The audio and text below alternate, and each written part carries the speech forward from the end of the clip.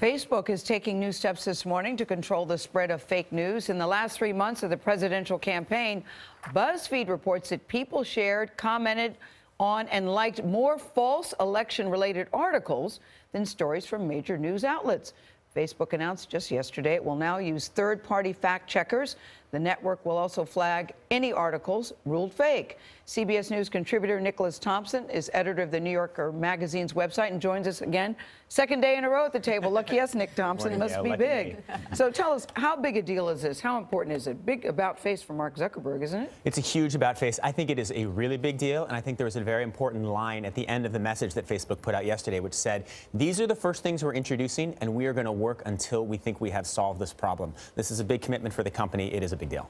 How did it go from this, it's not a problem, that it's really up to the consumer, that now, uh-oh, Houston, we have a problem, we need to do something? What happened? I think Facebook was in denial, and they were in denial that this was a problem. They weren't really looking, they didn't really know about it. And then Donald Trump was elected, and Facebook said, wait a second, did we have something to do with that? Most of the people at Facebook, aren't personally supportive of Donald Trump. They saw this happen, they saw their role, and they said, wait a second, let's fix this, not because we need to elect more Democrats and fewer Republicans, but because we contributed to a somewhat toxic election, and we shouldn't have that happen again. Do you think it will work, and how will they determine if it's working? What are the metrics of success? So I think it will work on a subset of the problem. And the subset of the problem is there are these completely fake stories put out by, say, people in Macedonia, and they say things like Pope endorses Donald Trump or Michael Phelps drops dead. Those stories, which are completely false and baseless, I think those will be stopped.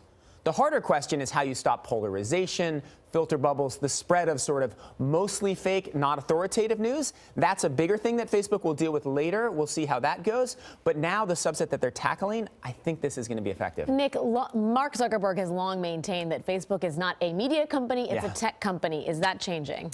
It is changing, but it's not changing radically. Like, if you look at what they're doing, if the story is flagged as fake by users, by a lot of users, and it is being shared, so it seems like an important story, it then is sent to third-party fact checkers, and then there's a little note appended that says, third-party fact checkers say this is false. It doesn't say, Facebook says it's false. Right. And that's important because Zuckerberg doesn't want it to be a publisher, it wants it to be a platform, and it's important for legal reasons too. Facebook does not want to have anything to do with the business itself of saying something is fake or true. They want other people to do it. Can they reduce the financial incentive for those who are doing it?